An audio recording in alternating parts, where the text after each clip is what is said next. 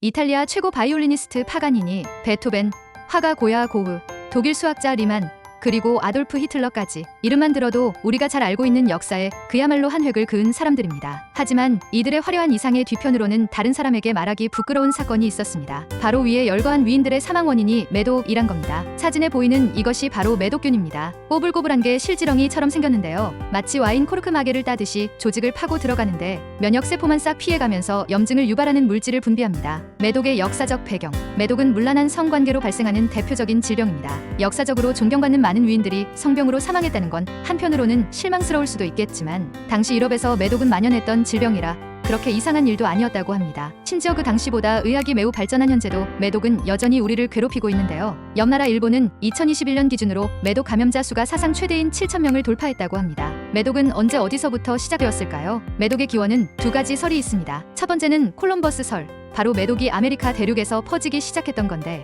아메리카 대륙을 발견한 탐험가로 잘 알려진 콜럼버스는 1492년 이사벨 1세 후원으로 모두가 잘 아는 대로 인도인 줄 알았던 아메리카 대륙을 발견하고 스페인으로 다시 돌아오게 됩니다. 결국 대륙의 발견과 문명의 교류가 질병 교환의 통로가 돼버린 셈입니다. 바로 여기서 콜럼버스의 매독 전파설이 시작됩니다. 콜럼버스 팀이 귀국하고 얼마 안 돼서 바르셀로나로부터 스페인 전역에 매독이 급속도로 퍼져나갔기 때문입니다. 그전까지 이런 병이 없었으니 콜럼버스 일행이 아메리카 대륙에서 매독균을 옮겨왔다는 설이 강력히 주장되고 있는 겁니다. 고대의 존재설. 두 번째는 바로 고대의 존재설입니다. 최근 연구 결과로 인해 더 강한 힘이 실리고 있는데요. 콜럼버스가 아메리카 대륙에 도착하기 전부터 매독이란 병이 유럽에 존재했다고 합니다. 당시 신대륙에서 많이 키우던 라마를 데리고 목초지를 찾아 오랜 기간 이동하던 목동들이 그 과정 속에서 아마도 암컷 라마에게 욕구를 해소하면서 라마에게 존재하던 매독균이 사람에게 옮겨온 것으로 추정하고 있는데요. 최근 오스트리아에서 매독 모자 감염의 흔적이 있는 14세기 유골이 발견되면서 이 주장이 더 유력해지고 있습니다. 좀 더 결정적인 증거가 발견되어야 확실히 알겠지만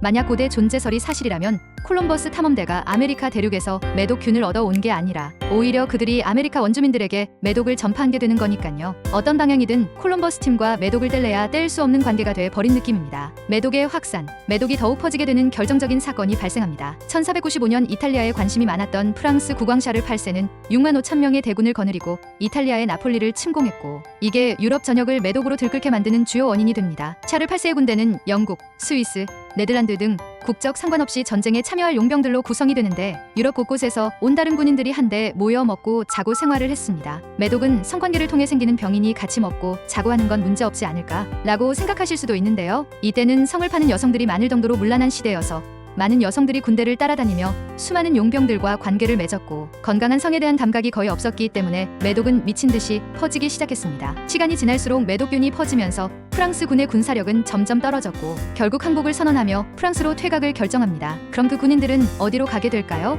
당연히 각자 자기 고향으로 돌아가게 되면서 그렇게 매독은 유럽 전역으로 퍼져나가기 시작합니다. 매독의 증상. 아니 매독 증상 보니까 엄청 아프고 어마어마하던데 매독에 걸렸으면 아파서 움직이지도 못하지 않았을까?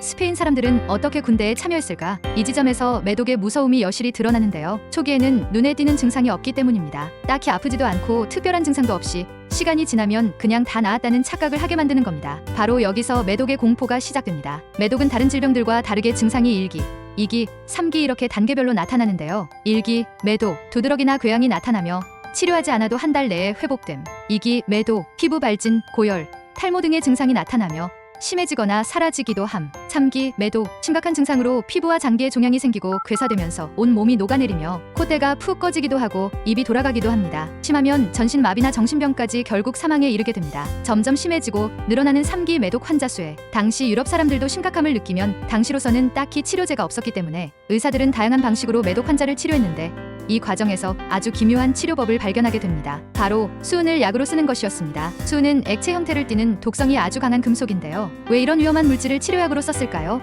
아이러니하게도 바로 그 수은의 독성 때문이었습니다. 그 시절 유명했던 의사 파라켈수스가 매독의 치료법으로 수은 요법을 지지하면서 치료제로 급부상하게 된 거죠. 수은 요법은 이렇습니다. 수은을 팔팔 끓여서 나오는 증기가 욕조를 가득 채우면 그 그 안에 환자를 넣어서 피부와 호흡기로 증기를 흡수시킵니다. 상상만 해도 따갑고 어지럽지만 아이러니하게도 수은이 독성이 가득한 물질이다 보니 감염 부위에 깊게 스며들어 매독균을 죽이긴 했다고 합니다. 하지만 이 치료는 매독만큼이나 고통스러웠고 수은 중독이라는 엄청난 후유증을 남기게 됩니다. 수은이 너무 독해서 이 치료를 받은 사람 입에서는 쇠 냄새가 가득했고 장기간 치료를 한 사람들은 수은중으로 치아와 머리카락이 빠지고 잇몸이 문드러지기도 했다고 합니다. 매독이냐? 수은 중독이냐? 어느 선택지든 결국 고통과 죽음을 맞이할 수밖에 없었던 겁니다. 이렇게 매독은 무려 19세기까지 마땅한 치료법이 없었고 그렇게 15세기부터 약 400년간 유럽에서만 1000만 명 가량의 사망자를 만들어낸 무시무시한 병으로 자리 잡게 됩니다. 걸리기만 하면 고통 끝에 죽음 확정인 매독. 유럽인들을 벌벌 떨게 했던 이 병은 유럽 사람들만 괴롭힌 것은 아니었습니다. 인도는 물론 중국, 일본까지 순식간에 퍼져나갔습니다. 어떻게 매독이 유럽을 넘어 전 세계로 빠르게 퍼질 수 있었던 걸까요?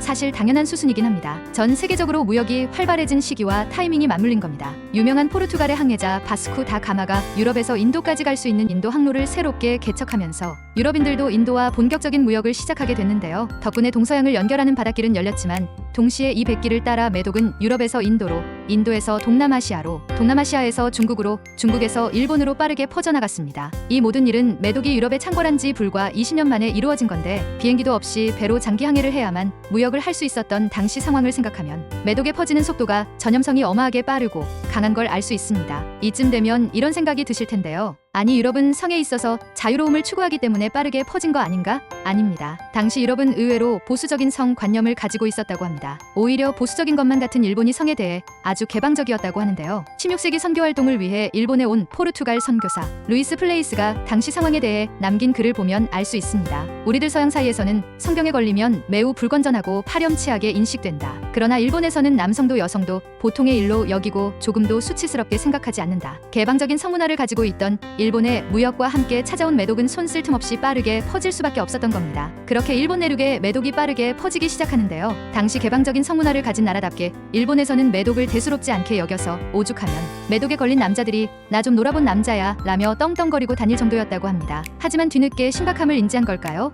이런 문화는 1858년 일본이 문호를 개방하면서 사라지게 됩니다. 일본에 들어오는 외국인들이 매독에 걸릴까봐 무섭다며 매독 예방 조치를 취해달라고 일본 정부에 엄청난 항의를 했다고 합니다. 그때서야 일본 정부 측에서는 심각함을 인지하기 시작했고 매독 전파를 죽이기 위한 각종 제도들이 생겨났다고 합니다. 조선에서 매독이 유행하기 시작한 것은 임진왜란 때부터이며 참전했던 외장 가토 기요마사가 매독 환자였다고 알려져 있는 것으로 볼 때 매독에 감염된 일본 분들이 조선으로 건너온 탓으로 보입니다. 특별한 치료제가 없었기에 조선 후기 개항과 청일전쟁 등으로 환자는 더욱 증가했습니다. 조선 최초의 서양식 병원인 제중원의 의사인 알렌의 보고에 의하면 매독 환자는 말라리아에 이어 두 번째로 많은 질환이었다고 합니다. 그럼 이 지옥을 끝내준 진짜 매독 치료제는 누가 언제 개발했을까요? 바로 우유 브랜드로 우리에게 친숙한 과학자 파스테르가 매독과의 전쟁을 종결시킨 주인공입니다. 파스테르는 탄저병과 광견병 백신을 발명한 생물학자입니다. 그는 이 과정에서 여러 세균을 연구하다가 매독균을 발견하게 됐고 후에 살바르산이라는 매독 치료제를 개발하는데 큰 영향을 끼치게 됩니다. 초기 치료제는 미흡한 점이 많아서 효과가 튼 만큼 부작용도 컸지만 결국 수많은 시행착오를 반복하다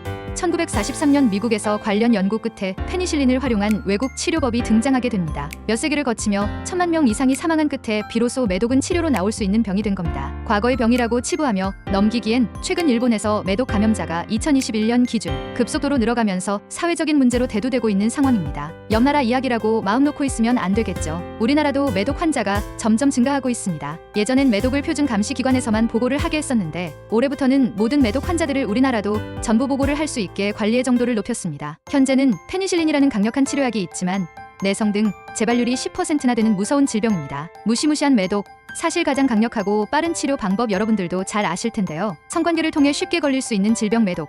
그렇기에 피임만 잘하면 충분히 예방할 수 있는 병입니다. 걸리기 전에 예방하는 것이 가장 확실한 치료법이겠죠. 언제나 건강하고 청결한 성생활을 만들어 간다면 평생 매독과 마주할 일은 없을 겁니다.